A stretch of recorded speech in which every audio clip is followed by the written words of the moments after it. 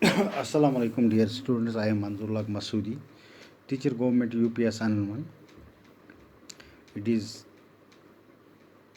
General English 8th. Our topic is Julius Caesar. Today we will read it as lost paragraph. Okay, let us read now. Listen carefully. By midday, it already seemed certain that Mark Antony was the winning side. यानी दोपहर होने तक ऐसा यकीनी तौर पर दिखाई दे रहा था कि मार्क एंटोनी वो जीतने वाला फरीक था. A messenger brought news to Cassius that the enemy was in his camp. एक कासिद, एक मुखबिर जिसका नाम कैसियस था, जो मुखबिर से कैसियस के लिए पैगाम लेकर आया कि दुश्मन उनके खीमे में घुस आया है. And he mistaking Brutus own man for Anthony's thought the battle was lost.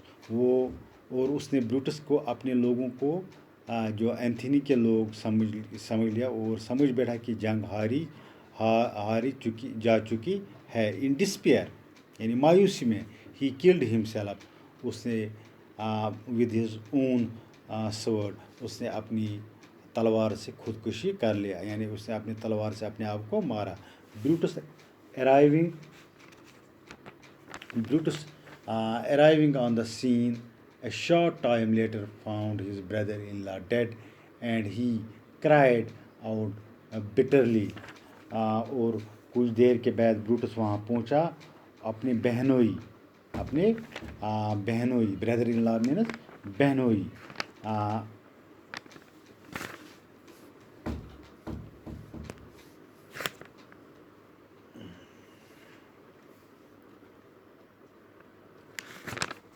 Brother in law means बहनोई.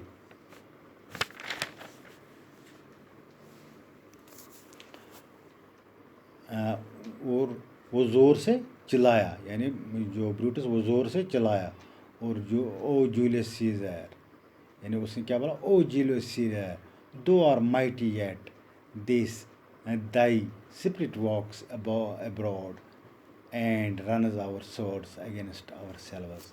ओ ब्रूटस, ओ जूलियस, उसने ब्रूटस ने चिल्लाया क्या, ओ जूलियस सीजर, तुम भी ताकतवर हो, तुम अभी भी ताकतवर हो, तुम्हारी रूह बाहर भटक रही है और हमारी तलवारों को हमारे ही खिलाफ कर रही है. ये ब्रूटस के अल्फाज थे. He led the remainder of his army bravely once more against the enemy. उसने एक बार फिर अपनी बाकी बची हुई फौज की बहादुरी से दुश्मन के खिलाफ क़यादत की. Before long he was defeated and most of his army was taken prisoner. यानी जल्दी उसे हरा दिया गया और ज़्यादातर फौज को कैदी बना लिया गया. Mark Antony then gave orders that Brutus must be found and brought to Octavius' tent, but Brutus had killed himself with his own sword. जो मार्क एंथोनी ने हुक्म दिया कि ब्रूटस को ढूंढ कर जो उसको कहाँ लाए, ओक्टेवस टेंट में लाया जाए, उस खीमे में पेश किया जाए, लेकिन ब्रूटस ने अपनी ही तलवार से खुदकुशी कर ली. Himself with his own sword like Cassius, जिस तरह कैसियस ने की खुदकुशी कर ली. Mark Antony kneeling beside Brutus body, जो मार्क एंटोनी ने ब्रूटस की लाश के आगे घुटने के बल बैठ कर Brutus but felt a great unhappiness for the waste life of the fine and honourable man. जो ब्रूटस के लाश के आगे घुटने के बल बैठकर उस उम्दा और काबिल एहतराम आदमी की ज़ाया हुई ज़िंदगी के लिए बहुत दुख का इजहार किया. This was the noblest Roman of them all, ये उन सब अहले रोम में से सबसे नेक आदमी था. he said all the others did that what they did in envy of great Caesar.